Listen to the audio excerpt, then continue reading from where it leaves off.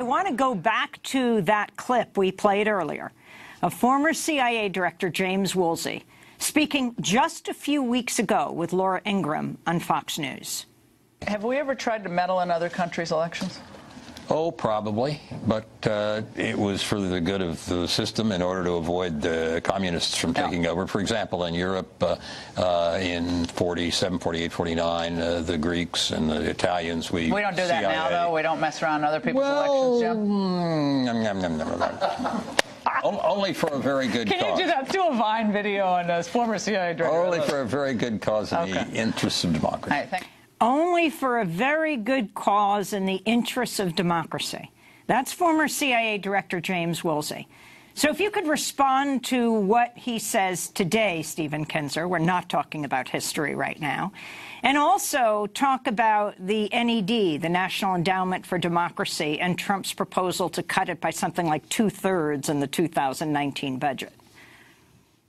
Well, that was a great clip, and I think maybe Woolsey's thinking back to one of his predecessors, Richard Helms, who was convicted of lying in court for denying that the United States had tried to influence the election in Chile. He didn't want to lie, so he just laughed. And I saw him really trying to tell the truth, not trying to lie. Yes, it's true. We are still intervening in foreign elections, and I think the ones he's been thinking about are recent elections in Bulgaria, in Mongolia, in Slovakia. The National Endowment for Democracy, which you mentioned, has taken over many of these functions from the CIA. It's a pretty unknown agency, but it was founded by President Reagan in the early 80s for a particular reason. You'll remember that at that time, the CIA had been suffering from many scandals, and it couldn't operate the way it used to. So how are we going to influence foreign elections? Well, we established this National Endowment for Democracy, which is now funded at over $170 million a year. And that's all it does. It interferes in the politics of other countries. Much of its money goes through something called the International Republican Institute, headed by John McCain, and the National Democratic Institute, headed by Madeleine Albright. So you have these relentless interventionists working under a larger board that includes people like Victoria Nuland, who was in Ukraine as Assistant Secretary of State, handing out chocolate chip cookies to protesters, urging them to overthrow their government. Elliot Abrams, who was involved in the interventions in Nicaragua and elsewhere during the 1980s.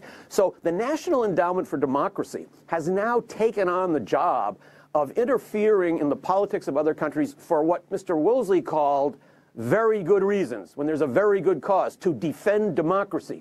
So I liked his phrase. He said something like, we only do it for a very good cause. Well, that's a very flexible definition.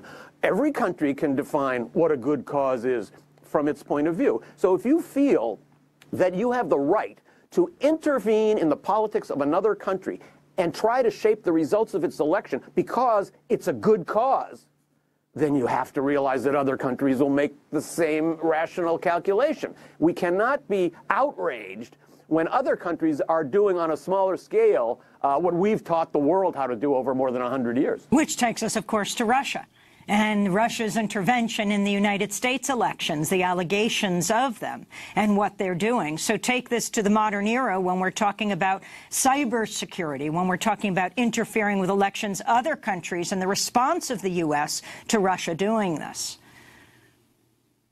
I think the outrage at Russian interference is a lot of crocodile tears. It's not a good thing. It's not good to intervene in the elections of other countries.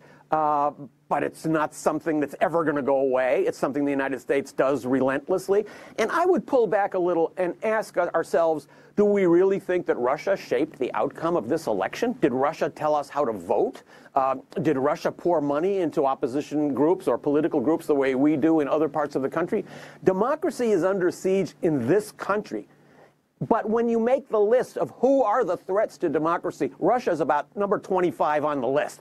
Higher on the list, U.S. Supreme Court, Democratic Party, Republican Party, Congress, all the institutions inside the United States that are eating away at our democratic core are doing much more to undermine the freedoms that we take for granted than any foreign intervention. And of course, Stephen Kinzer, the information about the methods that Russia may have used to try to influence the elections, we would be crazy not to think that the CIA and the U.S. government has not employed the same methods, use of social media in other countries. No, I mean in elections around the world. Well, didn't Woolsey make that very point? Actually, this is one of the main jobs of the National Endowment for Democracy. It sends money and advisors into other countries, and it teaches them how do you make computer lists? How do you organize demonstrations? How do you make political meetings? How do you start a newspaper? These are all the building tools that we try to spread in other countries where there are governments of which we don't approve. Now, the National Endowment for Democracy published a report in 2013 in which they said Russia continues to be the priority country. Soon after that, the Russians banned National Endowment for Democracy from working in Russia. Now the NED is working in all the countries around Russia. It's working in Kosovo and Serbia, it's working in Moldova, it's working in Ukraine, it's working in Belarus. So we are trying to foment anti-Russia movements in countries all around Russia with the aim, ultimately, of having the big prize of somehow being able to turn Russia into a country that would be subservient to Stephen, our we have less than a minute, but you recently wrote a piece about the U.S. political institutions, FBI, CIA, State Department, so often targets of progressives concerned about these institutions now being targeted by Republicans. Can you talk about this shift in the last 45 seconds? One of my professors in college was Howard Zinn. He was always telling us that the Justice Department and the FBI and the CIA were engaged in conspiracies against American freedom.